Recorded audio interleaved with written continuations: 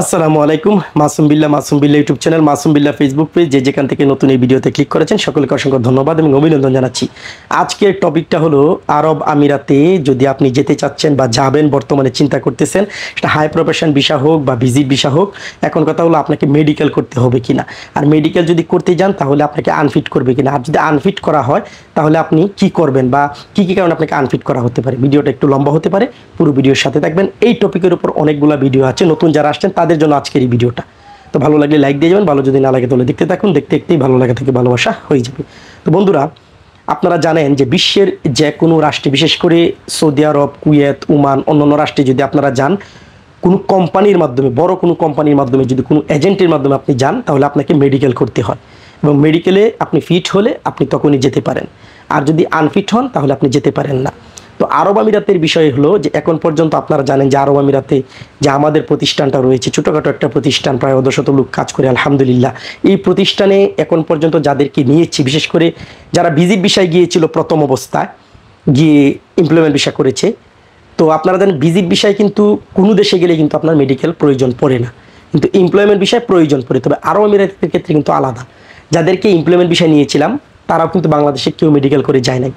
দুবাইতে যাওয়ার পর তাদের মেডিকেল করেছি এবং তারপর ভিসা লাগিয়েছি, আইডি এসেছে।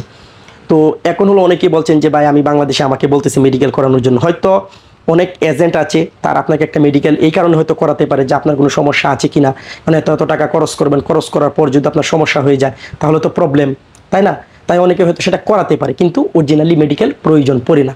আপনি যত মেডিকেল করেন না কেন, এই মেডিকেল আরব আমিরাতে যাওয়ার পর কোনো দাম নাই, ঠিক আছে?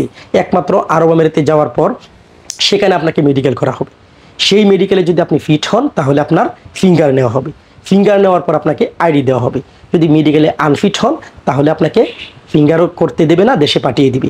এখন কথা হলো কী কারণে আপনাকে আনফিট হতে পারে।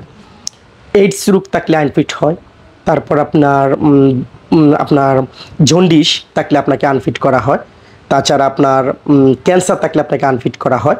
এই বড় বড় অসুখ থাকলে, রোগ থাকলে আপনাকে আনফিট করা হয়। ছোটোখাটো কোনো অসুখ বিসুখ থাকলে আপনাকে আনফিট করা হয় না।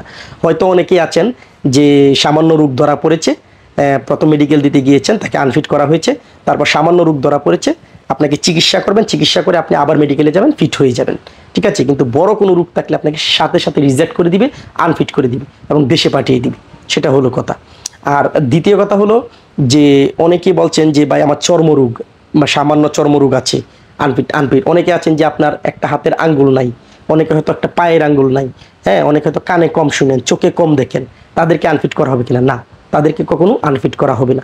তবে কিছু কিছু ক্ষেত্র রয়েছে কাজের, যেমন আপনার একটা আঙ্গুল নাই, এখন যদি আপনাকে কোম্পানিতে একটা কাজ দেওয়া হয়, ভারী একটা কাজ, তাহলে তো আপনি করতে পারবেন না, ঠিক আছে?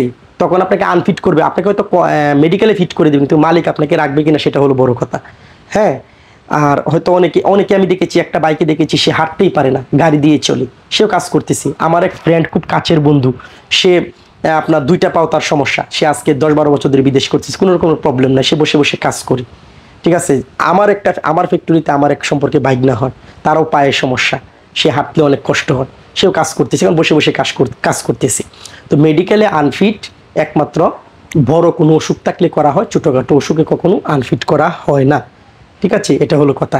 আর বাংলাদেশে দুবাই গেলে কোনো রকম মেডিকেলের প্রয়োজন পড়ে না, দুবাই গিয়ে মেডিকেল করতে হয়। বাংলাদেশে মেডিকেলের কোনো দাম নাই। দাম হচ্ছে যদি আপনার কোনো অসুখ বিসুখ থাকে, সেটা আপনি নিজে নিজে বুঝতে পারলেন যে আপনার একটা সমস্যা, সেটা হয়তো আপনি বুঝতে পারবেন, ঠিক আছে? তো আশা করছি বুঝতে পেরেছেন। সবাই ভালো থাকবেন, সুস্থ থাকবেন, আল্লাহ হাফেজ।